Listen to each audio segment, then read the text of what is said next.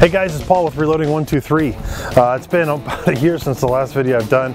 I've got you outside on kind of a blustery Idaho day, and you're gonna hear my chickens crowing. It seems like I've come outside to talk and they also want to talk. They're on this side of the camera. I've got some kind of hawk out here screeching. I got bees kind of buzzing me, trying to eat me. So the point is I just wanted to kind of get back in the swing of things, do some videos. I've got this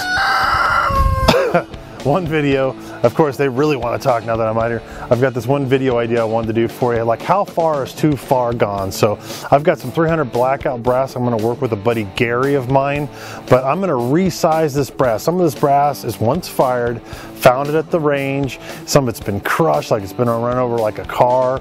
Some is like squashed. I'm going to show you lots of photos of these. This is going to be a quick video, kind of a before and after. So it's going to kind of go by pretty fast from this point. So I'm going to show you some photos of what they look like now, and they're kind of in maybe 3 different stages. So like, you know, good, mediocre, and crushed. And I'm going to try to resize them and see what happens. I'm going to put them in the die, and I bought a brand new set of Hornady dies just for this video, and see where that takes us. So there's going to be some, I'm sure they're going to have to be fire formed back to their original condition. So my buddy Gary's going to help me fire form them. I don't own 300 blackout. But they're in bad shape, and you'll see from these pictures that you're going to be like, what are you doing? Those are toast. But let's see, right? Let's see if brass, kind of expensive brass, like 300 blackout brass at the moment, is pricey. Let's see, you know, where this path takes us. If what's salvageable and what's not, what's worth messing with and what's not. So here we go. I'll jump right in, and I'll kind of take you through the process of looking at some brass and resizing. So I don't do this too much to you, but I'm going to handheld the camera and just to kind of buzz through this so you can kind of see. So this is all the range brass that we've picked up, it's all 300 blackout, and you know, this stuff is pretty good here. I mean, this stuff, it doesn't look bad. It looks kind of normal, even though there's some, you know, dents in the mouths and a variety of other things. I don't think it's all that bad. Here, on the other hand, it gets progressively worse, right? So these are like I consider these one step worse. As you can see, you know, some of these mouths are pretty rough.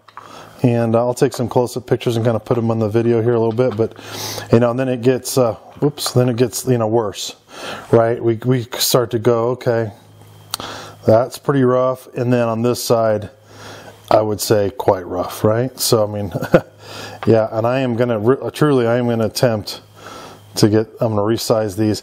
And then what I'm going to do is I'm going to send off these to Gary and have him shoot if they need shooting. My guess is this here will size fine. This will size fine. This will be a little bit rough, but cycle. And this, we'll see. We'll see. Jury's out, right? Holy cow. So, but, you know, how far is too far? So what I'm going to do is I'm going to use this tool from Lyman. This is basically a Headspace Gage. I'm going to use the 300 blackout piece of this. You can tell it's got, you know, a variety of different, you know, calibers to it, basically 7.62 by 39, 22, 250, etc., but I'm going to use a 300 blackout one and see how these drop in. As you can probably tell, I don't think that any of these will drop in right now. They don't. And so what we're going to do is we're going to deprime, resize, see where this takes us. And I'm going to use I'm just going to kind of keep it simple and use a spray for all these, and see where we go. Okay, here it goes. Okay, I just finished the first batch. This is the large batch that was in pretty good shape already. So as you can expect, everything resized just fine. The Hornady dye worked well. The Hornady one-shot lube worked well, and you can probably hear it. And I'm going to move the microphone, so this is going to sound a little crazy, but I want you to hear this sound. Listen to this. Can you hear that? I'll do it again. Nice and below the line. It's not above, so these resized real good, real good. So. How's that kind of nice little thud where it hits the bottom. So there you have it.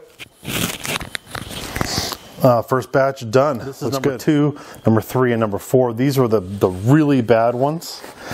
So from my perspective, these number twos came out just right. Some of them do have some nasty spots in them. There was a couple that had some dented shoulders that were in pretty rough shape. A couple of body dents, but for the most part they all came out. I mean, if you're looking at for 100% perfect brass, you're going to have to run these through the gun on a reduced load and resize them again, and they're going to be like new. Like this one here, you may or may not be able to see that on film, but this has kind of a nasty body bump dent in it, probably one of the worst ones. And putting it in the 300 blackout case gauge here, they drop right in. To be expected, right? Because I just smashed it inside of a die, but it doesn't always work like that, and you'll see. So all these fall in without any hiccup whatsoever. Now let's go to the second set here. Some of these were pretty rough. A couple of these had nasty little neck dents in them. This one's one. I don't know if you can see that on tape. That's pretty rough. Again, let's see. My guess is it'll drop in. Drops right in. No issue. These are supposed to be seated basically just below or flush with the surface here. There's kind of two surfaces. There's kind of a high surface and a low surface. It needs to be flush with the low surface. So this is the one that has the nasty shoulder. This one's in decent shape. This has a pretty nasty body dent. All right, so all these are I think are going to drop in just fine. Here's the ones that were really bad. This one's got a nasty dent in the shoulder. Clean it a little bit. Put it in the gauge. Drops right in. Okay. Again, kind of to be expected because I'm mashing this inside a die and it's going to match the inner die dimensions, so this doesn't totally surprise me. But since you didn't get to see the exercise that I did, that one drops right in, falls right out. Getting them in sometimes is one thing, getting them out is another. If they do get stuck, these are in good shape. This one had a little body ding, no big deal. Look at that. Okay, so this has got a pretty rough body ding. But my guess, so what this is going to do is it's going to reduce the inside capacity. If you're running full, this drops right in. If you're running full house loads, it's going to be a problem. Now here's the deal. These ones here, I could not get over the pin that pops the primer out. So I really couldn't do anything with these. I may actually try, this one I ruined trying, so you can see that one's toast. It actually folded the inside edge inward, so that one's done. These three, I could not, they were too smashed, I could not get them over, which is no surprise, but I was hoping, and I'll show you here in a minute, how small that Hornady neck sizing, a neck sizer, resizer on the inside of the die is. Still couldn't get it in. It picks up this edge and just stops it cold turkey. So there you have it. That's what I'm gonna show you that for now, and we're gonna send these off to Gary. These are gonna be 1, number 2, number 3. Hopefully, you know, I'm sure he'll shoot these and send them back. I would imagine he'd shoot all of these ones that I've done and send them back. But what I do want to show you is some of these ones that have these body blemishes and neck blemishes, what they look like after one shooting and a resizing. I think you'll probably be pretty surprised. You'll probably find that all but the worst of brass is pretty salvageable. All right. Okay, so I decided that nobody likes a quitter, right? So what I've done is I've actually lowered this depriming rod and neck sizing rod, if you will, way too low, and where it would normally make dangerous contact with the bottom of the case. But what I'm going to do is see if I could actually conjure it up to resize it enough. Look at that. My cheating is working. So what I've done is I've run it over. I've run it so far down to the point where it's not really so much aligned in the case. It can go through. And now I'm actually able to resize these just enough. Look at this. I mean, this is the one we were concerned about, right?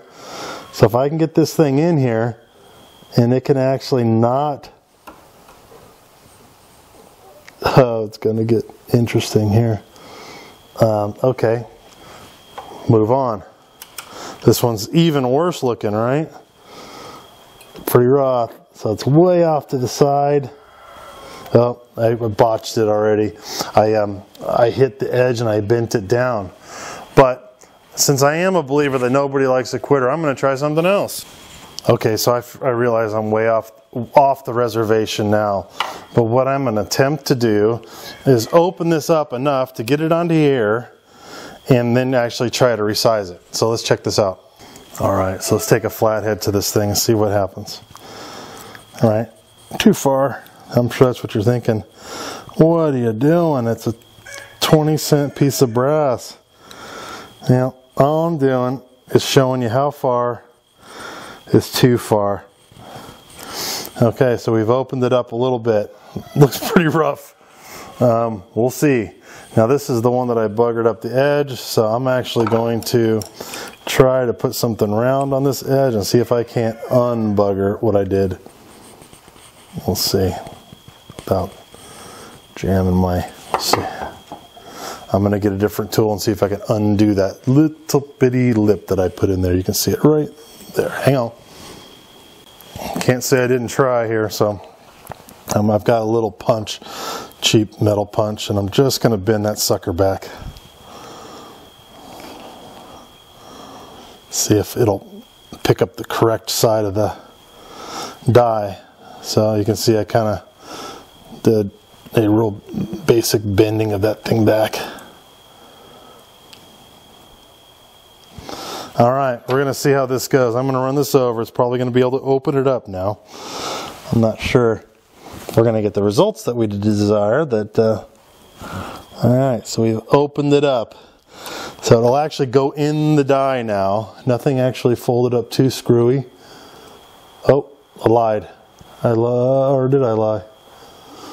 I can't tell. Let's resize it. And this one's kind of more of the same. I've got to kind of open this thing up a little bit. See, you can see how soft this stuff is, right? So there you go. I've opened it up. Kind of do my temporary deal. All right, it opened it right back up. So let's do our part here of fixing this. The body of this die is in good shape. I'm going to run this back the other way, run it up the way it's supposed to be into the die. Tighten this thing back down.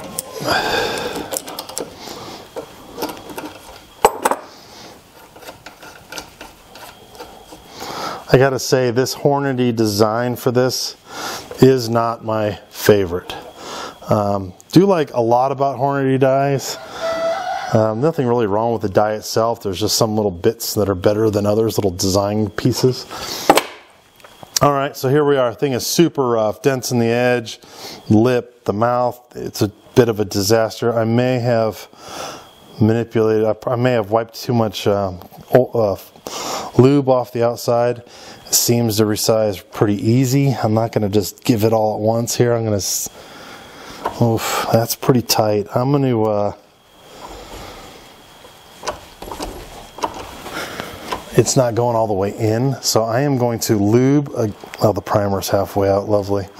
Okay, so I'm gonna lube this thing again. I'm gonna lube it in the die, or in the shell holder, because it's in there and the primer's halfway out. So I'm gonna take a little bit of this Imperial Sizing Wax. Let's see if I don't know if you've seen this before.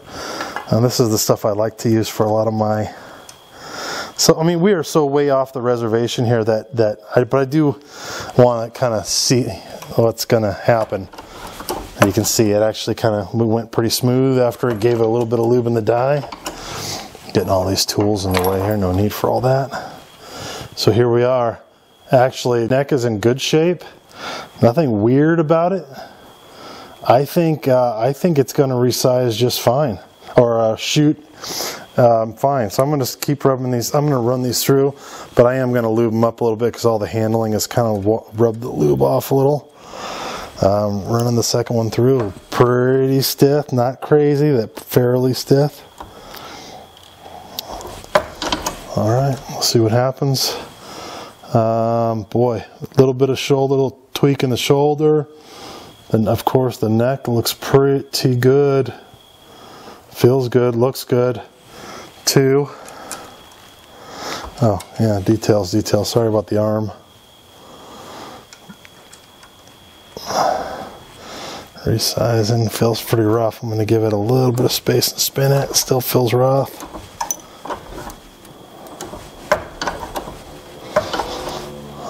It went all the way down eventually after a few turns. This one, little spotty. Boy, this one's, the dents in the shoulder are pretty significant, okay? I'm going to let Gary, and then the neck, this is probably the one that I had to repair. So the neck on this is pretty rough. I don't know. Normally, I'd toss that. I'm going to let Gary make the decision, okay? Here's the last one we salvaged from the nasty batch of 4. And this one, the neck came up pretty good. Body came up pretty good. So has a shoulder ding. So honestly, these 3 came out as bad, or as good, if you will, or as bad as the others in that same batch 4. So I'm going to send these off, and we'll see how it goes. Okay, thanks. Hey guys, so I'm back, and the first thing you'll notice, I think it's been 18 months since I started this video and since I finished it, and it is all about my laziness and not just finishing it. My buddy Gary sent me, he shot the brass, sent it back a year ago, and it's been sitting on my reloading bench ever since then. I started doing some 3-gun shoots, and so my brain has been just totally elsewhere, but I'm back. The brass came back from Gary, and I'll say this, that I'm not going to even show it to you because it wouldn't matter. You would not be able to tell the difference between new brass and this brass after it went through the polisher. It looked amazing. There's no dings, no neck things, no kinks in the mouth. There was nothing. I mean, it was perfect. So I don't recommend, of course, doing what I did to show you, but I did it to show you that it could be done. If you have some rare, obscure caliber, very expensive brass, you could potentially salvage it, fire forming it or resizing it or trying to fix it. So obviously I don't recommend you jamming screwdrivers in the case and squeezing things back into shape or whatever, all the steps that I did, but the brass is perfect. I have since bought a 300 blackout, and I've shot it several times, and man, it works perfect. So I'll leave it at that. I'm not going to do any fancy outro, but I'll say thanks for bearing with me. Thanks for watching and subscribing. I appreciate you guys. I will get some more content put together for you soon. I have some pretty cool ideas, so more to come. Thank you.